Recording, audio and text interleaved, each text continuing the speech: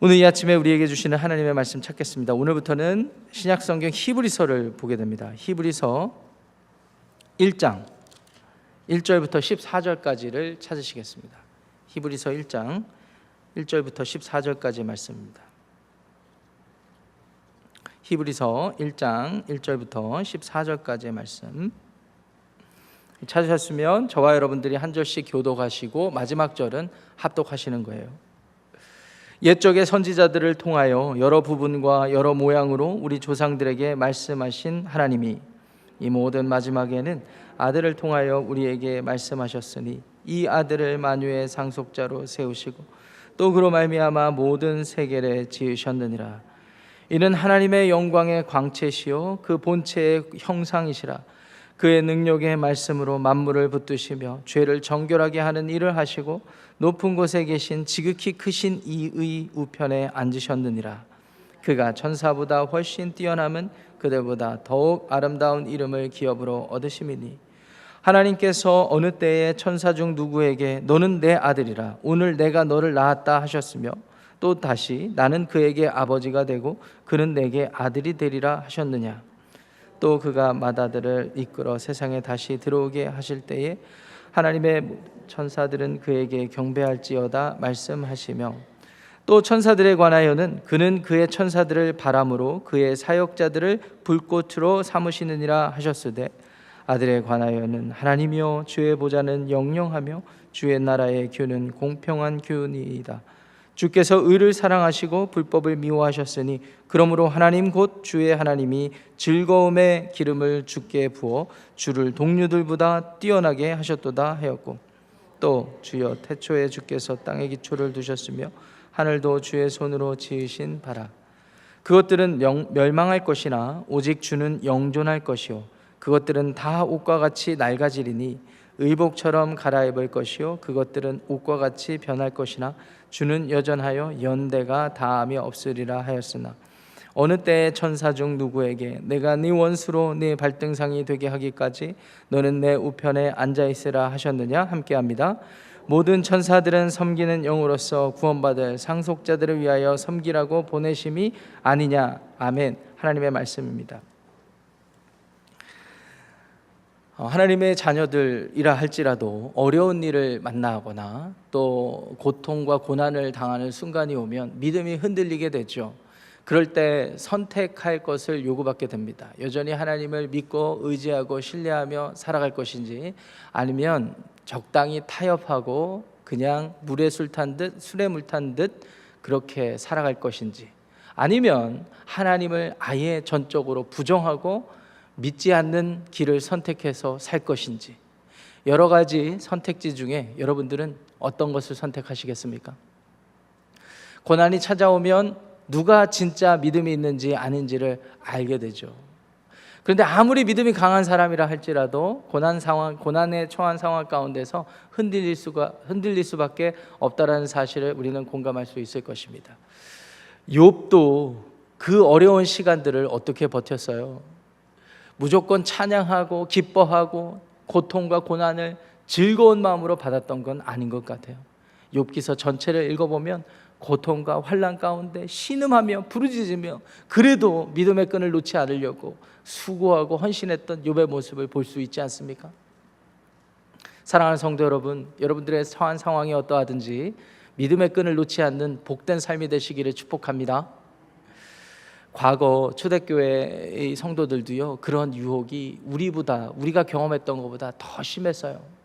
그래서 1세기 때 성도들의 삶을 우리가 좀 잘 살펴볼 줄 알아야 합니다.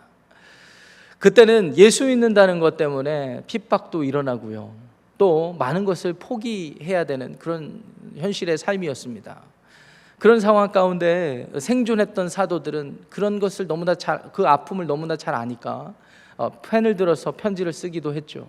그래서 베드로 사도 같은 경우는 이 로마 황제가 본격적으로 이제 그리스도인들이 많아지니까 핍박을 하기 시작하니까 성도들의 믿음이 흔들리고 어떻게 살아야 될지 앞길을 모를 때에 베드로 사도는 펜을 들어서 베드로 전서를 썼지 않습니까? 정체성을 불러일으키고 하나님 나라 보면서 소망을 잃지 말자고 인내하자고 믿음의 모든 그 결과를, 최후의 승리를 우리가 보장받았다고 그렇게 도전하지 않았습니까? 그런데 그 도전을 받고도 믿음이 흔들리는 사람들이 있었던 모양이에요. 비슷한 시기에 쓰였던 오늘부터 묵상할 이 히브리서의 이 편지의 저자는 우리가 정확히 알 수는 없지만 편지 곳곳에 흐르는 내용을 통해서 우리가 그 시기를 살았던 사람들이다라는 것을 우리가 대략적으로 알 수가 있습니다. 그리고 그들 역시 믿음의 선택을 요구받고 있었구나라는 사실을 알 수가 있어요. 그리고 아울러서 이들에게 지금 믿음이 흔들리는 상황에서 이들에게 가장 큰 이슈가 무엇인지를 우리는 알 수가 있습니다. 앞으로 히브리서를 묵상하시면서 그 부분들을 유념해서 한번 관찰해 보시기를 부탁드립니다. 자, 간단하게 말씀드리면 이렇습니다. 기독교도들이 그전에 로마 정부에서 볼 때는 유대교의 한 분파로 봤거든요. 왜냐하면 그들이 믿고 따르는 예수라는 사람이, 그들의 입장에서 볼 때 예수라는 사람은 유대인이었잖아요. 그리고 많이 예수를 따랐던 사람도 유대인들이었으니까 이들은 바리새파, 사두개파, 에세네파, 또 열심당원과 같은 한 분파인가 보다. 그래서 자기들 나름대로 예수파 정도 된다라고 생각을 했는데 어느 순간 이들의 숫자가 눈덩이처럼 불어나는 거예요. 그래서 곳곳에서 이 이스라엘뿐만 아니라 곳곳에서 이런 사람들이 일어나니까 로마 정부에서는 정치적으로 해석하기 시작하고 이것을 정치적으로, 군사적으로 위협을 느끼기 시작했습니다.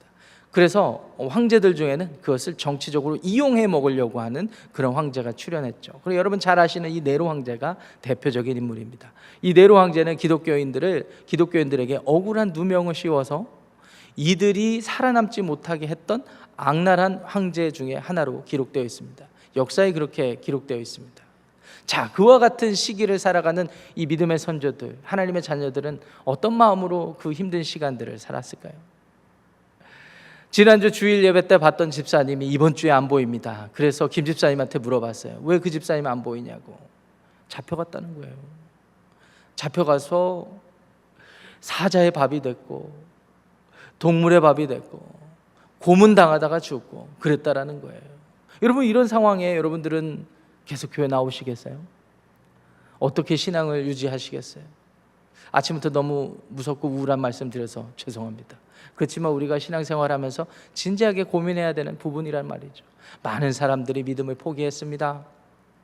믿음을 포기하는데 믿음을 포기하기에는 너무나 아까운 마음이 들었던 모양인지 그들 중에는 적당히 타협하기 원하는 사람들이 있었던 모양이에요.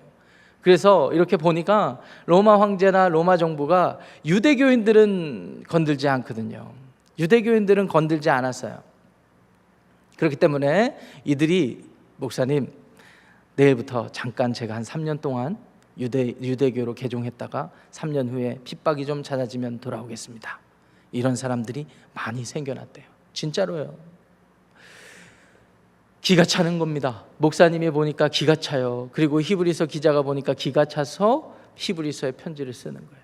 그렇기 때문에 히브리서의 편지를 이렇게 보시면은요, 하나님의 언약의 말씀이, 구원의 약속이 성취되는 그 모든 과정의 결과로 예수님이 오셨다라는 것을 드러내고 있습니다.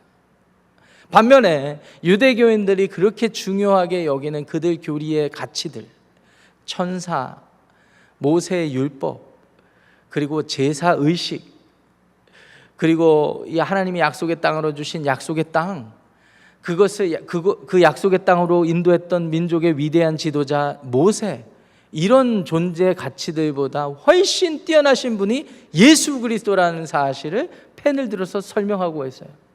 그리고 우리가 너무나 익숙한 11장부터는 그 모든 가치를 잘 분별해서 하나님의 선하신 놀라우신 구원의 뜻을 먼저 바라봤던 믿음의 선조들에 대해서 쭉 이야기를 기록하고 있습니다. 그리고 그 믿음의 선조들이 어떠한 상황 가운데 어떻게 믿음을 지켰는지 그것을 기억시켜주고 있어요. 상기시켜주고 있어요. 그리고 결론적으로 그렇기 때문에 믿음의 어려운 순간, 아무리 어려운 순간이 찾아와도 건강의 위협, 재정적인 문제, 관계적인 어려움, 그 밖에 여러 가지 삶의 어떠한 순간들이 찾아온다 할지라도 믿음을 잃지 않고 우리를 영원한 생명으로 인도하신 예수 그리스도만 붙잡으라라고 그렇게 히브리서 기자가 편지하고 있는 것입니다.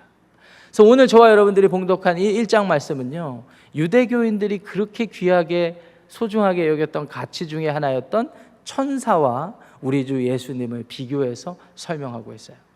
오늘 이 본문에서 1장에서 가장 중요한 구절들은 1절부터 4절 그리고 7절, 14절 이렇게 되겠습니다. 자, 오늘 본문을 살펴보면서 예수님이 얼마나 중요한 가치인지를 한번 상고해 보도록 하겠습니다. 먼저 1절부터 4절 말씀 보세요. 옛적의 선지자들을 통하여 여러 부분과 여러 모양으로 우리 조상들에게 말씀하신 하나님이 이 모든 날 마지막에는 아들을 통하여 우리에게 말씀하셨으니, 이렇게 되어 있습니다. 과거에 이스라엘 백성들, 여러분 창세기부터 역사를 잘 살펴보시기 바랍니다. 1장부터 11장까지는요 일반적인 이 온 세상에 대한 역사예요. 하나님이 세상을 창조하셨고 사람을 지으셨는데 사람들이 타락해서 이 세상이 어떻게 어그러졌는지를 간략하게 정리한 것이 1장부터 11장이에요. 하나님의 심판도 있었지만 하나님이 어떻게 구원을 다시 약속하셨는지까지가 11장까지 나오고, 이제 12장부터 그 이후에 이어지는 모든 성경의 구원의 역사는 하나님이 실제적으로 인간의 역사에서 한 사람, 한 가정을 일으키셔서 나라를 삼으시고 그 하나님 나라 삼으신 그들을 통하여서 온 세상, 온 민족을 구원하시기 원한다는 역사가 담겨 있어요. 자, 근데 그 역사, 어떻게 보면 이스라엘의 역사라고 할 수 있는데 오늘날 예수 그리스도를 믿고 보니까 그 역사가 이스라엘만의 역사가 아니에요.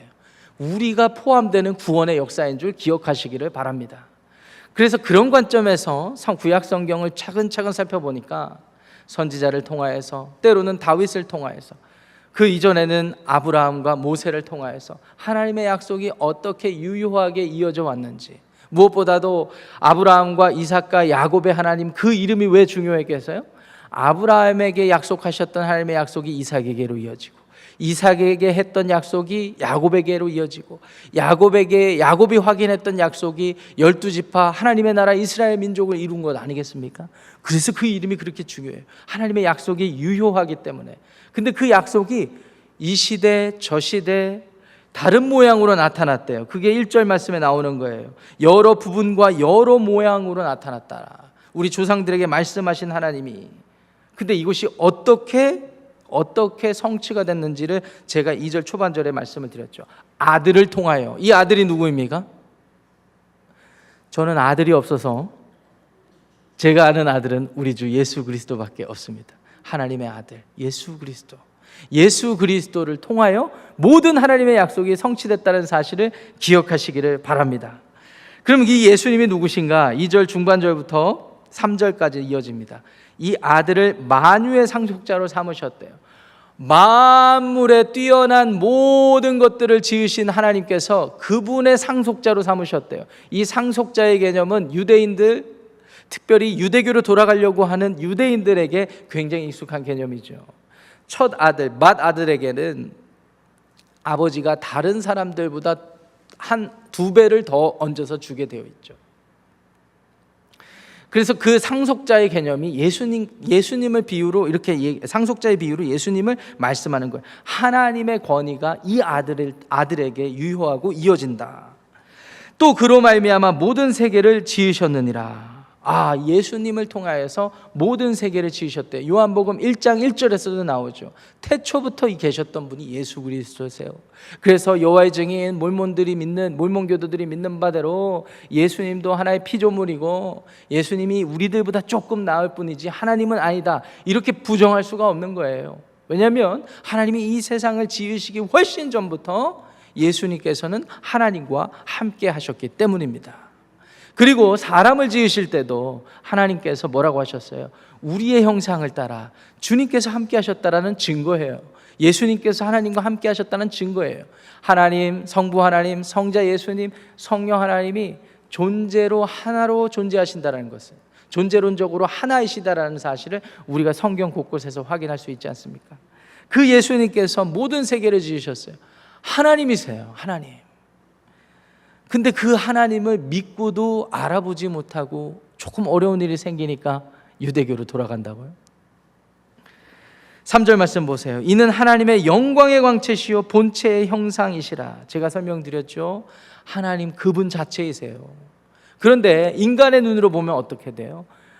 아들을 본 자는 그 아버지를 보게 된다라고 말씀해 주셨습니다.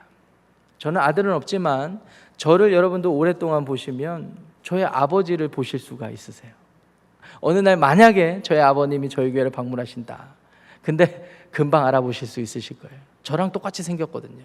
아니요, 제가 아버지랑 똑같이 생겼거든요. 그래서 저는 아버지의 영광의 광채라고 성경을 비유해서 감히 말씀드릴 수 있습니다. 하나님을 말씀드리는 게 아니라 저의 아버지.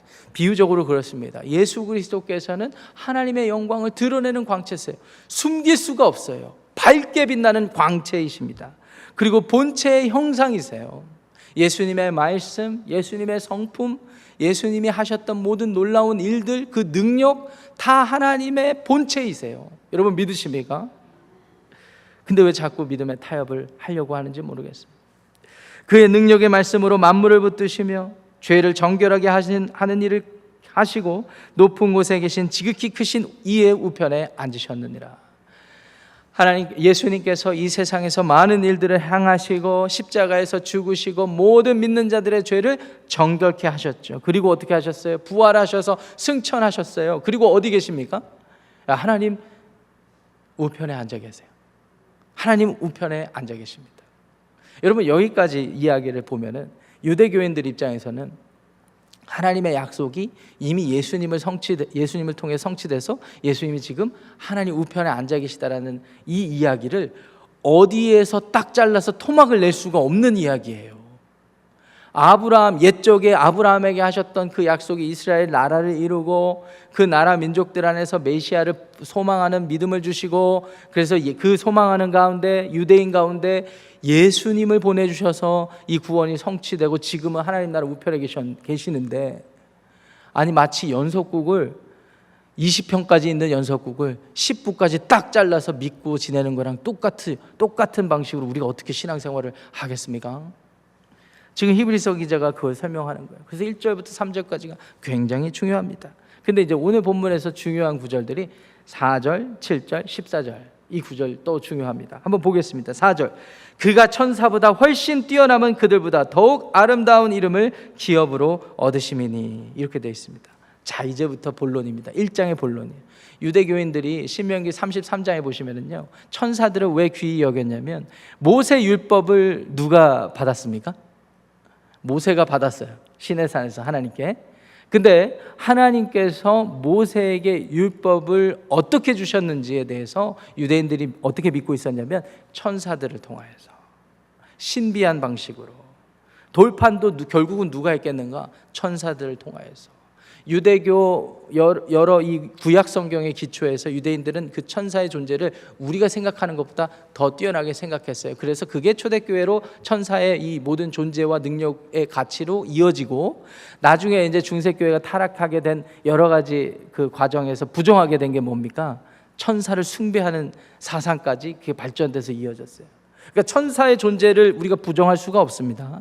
그리고 그들의 영향력과 그들이 어떤 일을 하는지 성경적으로 인정할 수밖에 없는데, 어느 순간 천사의 가치를 그렇게 예수님보다 뛰어나게 우리가 생각할 수가 없다는 것이죠. 그래서 히브리서 기자가 그것을 꼬집고 있어요. 천사보다 훨씬 뛰어나신 분이 아니겠는가, 우리 예수님이. 이미 이야기는 끝났어요. 1절부터 3절까지 예수님을 통하여서 하나님의 구원이 이루어졌고 그 예수님은 하나님이시다. 이미 얘기가 끝났어요. 지금부터는 이제 설명하는 거예요. 그렇게 믿지 못할 것 같은 분들에게. 그래서 믿음을 다시 돌이키라고 얘기하고 있는 거예요. 천사보다 뛰어나신 분이 우리 주 예수 그리스도시다. 이유는 하나님의 아름다운 기업을 얻으셨기 때문에, 하나님의 나라를 얻으셨기 때문에, 하나님의 나라를 나누어 주셨기 때문입니다. 5절부터 6절에 등장하는 성경 구절들이 나오는데요, 시편 2장 7절, 사무엘하 7장 14절, 시편 97편 7편, 이 말씀들을 인용을 하면서 하나님이 그의 아들을 메시아로 보내실 것을 예언하신 구절들을 말씀을 하신 거예요. 그러면서 우리 5절 말씀 같은 경우 보면 시편 2장 7절, 너는 내 아들이라 오늘 내가 너를 낳았다 라고까지 하셨잖아요. 여러분 지금 천사랑 비교하고 있습니다. 천사는 하나님이 낳으신 존재입니까? 만드신 존재입니까? 만든 존재예요. 피조물이에요. 영적인 존재예요. 하나님의 일을 하는 존재예요. 하나님의 일들을 이룰 수단과 도구, 통로가 될 뿐입니다. 근데 우리 예수님은 어떻게 천사랑 비교할 수 있겠어요? 그래서 7절 말씀 보세요. 7절 말씀 중요하다고 그랬죠. 거기 보시면 천사들에 관하여는 그는 그의 천사들을 바람으로 그의 사역자들을 불꽃으로 삼으시느니라 하셨느니라. 이 말씀은 시편 104편 4절에 있는 말씀입니다. 지금 유대교로 돌아가는 유대인들에게 이 구약 성경을 계속 인용하는 이유가 뭐겠어요? 구약 성경을 잘 보고 한번 생각해 봐라 라는 것입니다. 천사는 하나님께서 어떻게 대하셨어요? 바람으로 사역자들을 불꽃으로 삼으셨다. 한마디로 도구예요. 하나님 입장에서 보면 하나님의 일을 하는 수단이에요. 감히 예수님과 동등된 권위로 여길 수가 없다라는 것입니다. 14절 말씀 보세요. 14절 말씀 결론입니다. 한 목소리로 읽겠습니다. 시작. 모든 천사들은 섬기는 영으로서 구원받을 상속자들을 위하여 섬기라고 보내심이 아니냐. 그렇기 때문에 하나님이 지으신 하나님의 일을 하는 천사들은 지금까지 누구를 위해서, 무엇을 위해서 일을 한 거예요? 예수 그리스도. 구원받을 상속자들, 우리 자신들, 하나님의 은혜로 예수님의 그 보혈의 능력으로 구원받은 우리 모두를 위해서 일하는 존재인데, 그 일하는 존재를 가서 우리가 예수님보다 더 귀히 여겨서 섬기고 있다는 것이 말이 되느냐라는 것이 히브리서 1장의 말씀입니다. 여기까지가 이제 오늘 본문의 말씀인데 적용을 잘해야 됩니다. 여러분, 우리가 어려운 일을 만나고 또 이 세상에 묻혀서 이 세상 문화에 휩쓸려서 살아가다 보면은 진짜 내 생명의 주인 되신 예수님은 입술로는 고백하지만 내 삶에서 진짜 그분이 내 인생의 주인이냐 아니냐, 이것을 우리가 헷갈릴 때가 많은 것 같아요. 말은 주님이 날 구원하셨습니다 하지만 한눈이 자꾸 파라지죠. 자꾸 돈을 의지하게 되고 이 세상에서 요구하는 여러 가지 영향력들을 찾아서 가게 되고, 심지어 점집까지 가게 되는, 점집 가서 세컨드 보험을 또 들어놓는 거죠. 하나님이 응답 안 하면 여기서 또 길도 좀 찾아보리라. 이런 식으로 타협하면서 살아갈 때가 얼마나 많은지 모르겠습니다. 예수님께서도요, 심지어 스스로 딱 성경 복음서에서 자기 자신을 누구와, 예수님은 한 번도 자기 자신을 비교해 본 적이 없어요. 감히 하나님과도 비교하지 않으셨어요. 자신을 낮추셨던 분인데 이 세상에 존재하는 가치 중에 딱 하나를 자신과 동등된 권위로 비교하셨어요. 그게 뭡니까? 재물입니다. 재물이에요. 물질. 사람의 눈에 볼 때 재물과 두 주인을 섬길 수 없어요. 겸하여 섬길 수 없어요. 그 예수님이 왜 그런 비유를 하셨겠어요? 사람들이 자꾸 현혹되니까 주님을 나더러 주여 주여라고 고백을 하면서 이 세상 살면서 자꾸 타협하게 되는 거예요. 어려움이 생기면 또 타협하게 되는 거예요. 그러다가 결국 믿음을 포기하는 지경에 이르게 된다는 거. 이게 우리가 가지고 있는 연약함입니다. 그렇기 때문에 오늘 우리에게 주어진 하루의 삶 가운데서도 이런 안타까움이 우리 안에 있어야 될 줄 믿습니다. 그리고 분별력이 있어야 될 줄 믿습니다. 주님, 오늘 제가 주님만을 바라보면서 살길 원하는데 저로 하여금 믿음의 타협을 하게 하고 믿음이 흔들리게 하는 그런 것들이 있다면 하나님 바르게 분별하게 해주시고 그로부터 내 믿음을 지켜내게 하여 주시옵소서. 하나님의 지혜와 도움이 필요합니다. 사랑하는 성도 여러분, 오늘 이와 같은 마음으로 승리하는 복된 여러분의 삶이 되시기를 축원합니다. 기도하겠습니다. 하나님 감사합니다. 옛날부터 선지자들을 통하여서 말씀하신 여러 모양과 여러 부분에서 말씀하신 것들이 우리 주 예수 그리스도 안에서 성취된 것을 우리가 기억합니다. 하나님, 우리가 이 사실을 잘 알면서도 우리의 삶이 조금 어려워지고 건강에 어려움이 생기고 그리고 여러 가지 재정적인 어려움, 누가 나를 속상하게 하고 또 내 기분이 좋지 않고 여러 가지 일들을 만날 때마다 이 같은 사실을 알면서도 우리의 믿음이 왜 이렇게 흔들리는지 모르겠습니다. 우리 안에 내주하시는 주님께 간절히 부탁드립니다. 간절히 기도합니다. 하나님, 우리 안에 흔들리지 않는 믿음 주시고 오늘 말씀 주셨사오니 천사들보다 뛰어나신 우리 주 예수 그리스도를 기억하게 하여 주시옵소서. 우리가 사는 이 세상에서는 물질의 유혹이 얼마나 심한지 모르겠습니다. 하나님 앞에 마음을 잡고 살아가지만 자꾸 흔들리는 저희들을 보게 됩니다. 물질에 현혹되고 또 안목의 정욕에 넘어가서 하나님만은 바라보는 게 아니라 세상 사람들이 좋게 여기는 가치들에 우리가 더 마음을 주는 경우들이 얼마나 많은지 모르겠습니다. 그리하여 어느 순간 우리의 마음이 두 주인을 섬기게 되는 그런 일이 있습니다. 하나님, 우리의 믿음의 연약함을 불쌍히 여겨 주시옵소서.